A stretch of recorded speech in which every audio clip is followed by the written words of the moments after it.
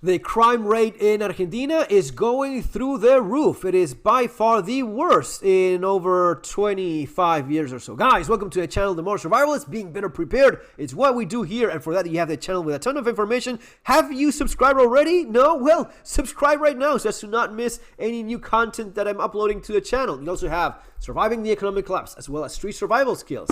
And talking about surviving the economic collapse, this is the economic collapse right there, 2001. And this is how 25 years later, we're still dealing with this. The consequences of what happened economically, socially, politically, even, culturally as well. We are not the same people. So many lessons learned over the years is condensed in these three books that you have in the links there below. And I was just checking this right now in terms of how bad are things now? Well, they're a lot worse, man. It is interesting, though, because in terms of the homicide rate, it actually has gone down. So at the same time that the homicide rate is the lowest it's been in 25 years or so, right? This is peak economic collapse. 2001, 2022, that was a bad year, man. That was widespread civil unrest, looting, anything goes on. We had it was this thing of anything can happen. With martial law, you were not allowed to be on the streets, and those of us that were, it was Mad Max kind of life for a while then. And then you adapted to the new normal, something that's being used these days. This was a pretty tough period as well. You had a lot of crime going on, and there's political changes and things that go on and so on. But these days, it is one of the lowest homicide rates you have. Still, about 5 or 10 times worse than some of the safer developed countries in the world. There's places, and I'm not talking about the United States, by the way. No, the United States, I think, has even worse homicide rates than Argentina. You may want to check that out yourself, but that should be a wake-up call. That should be your warning for you to start preparing in the way we've done ourselves in Argentina, right? That would be the red flag for you. Oh, hell. Okay, so my crime is worse than the guy talking about the economy collapsing. I mean, yeah, it was 9.5 back then. Things got a little bit better then they got worse. But the thing that keeps going, and this is maybe one of the things that tends to affect quality of life the most, is this. This only got worse. This only got worse, man. And these are the crime rate in Argentina every 100,000 inhabitants. This is the amount of people that go to a police station and say a crime has been committed. Mostly, I've been robbed. I've been mugged. I've been held at gunpoint. Now, you obviously see that there's a reduction of the amount of trigger pulling or senseless violence and so on. But the crime is worse than ever. The crime is worse than ever. That's crazy. Right? So the idea of you going out on the streets and getting robbed. Someone made a very interesting comment. Someone in one of my old, this is all in my Spanish channel, by the way. If you want to follow me in my Spanish channel, you have the links there for that too. If you want to listen to me speak in Spanish or subscribe. 250,000 subscribers in my Spanish channel, guys. 19,000th here.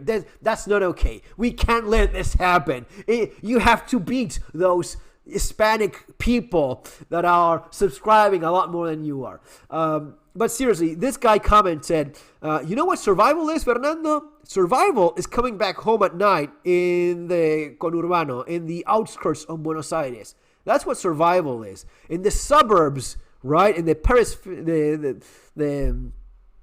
neighborhoods around the capital city, which are some of the more dangerous ones in the entire country, coming back home there every night, that's survival.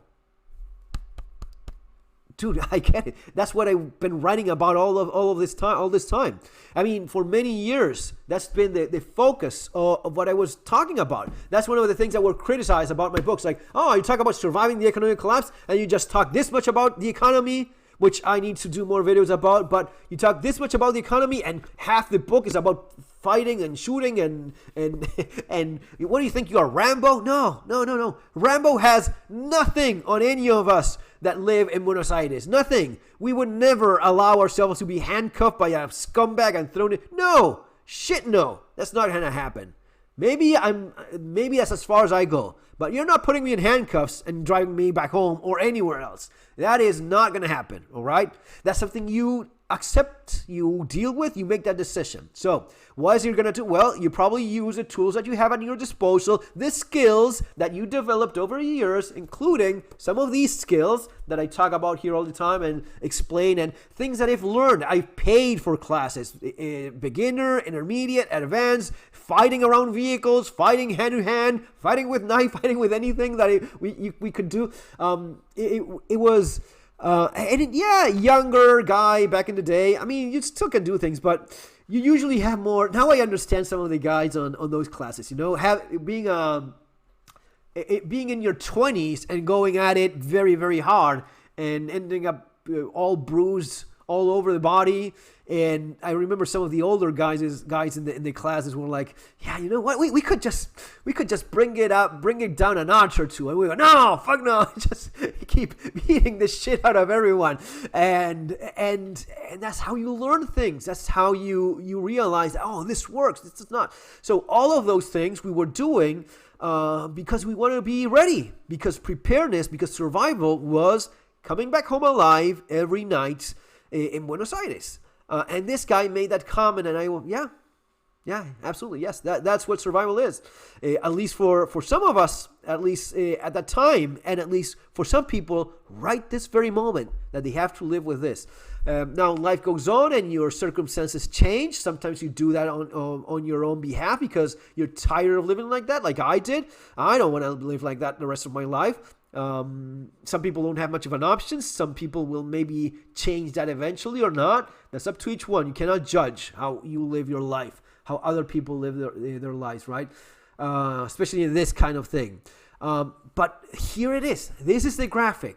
This is a graphic that shows what survival is for a lot of people. Survival is getting back home alive when things are rough, when things are very difficult. See you on our next video, guys. Take care.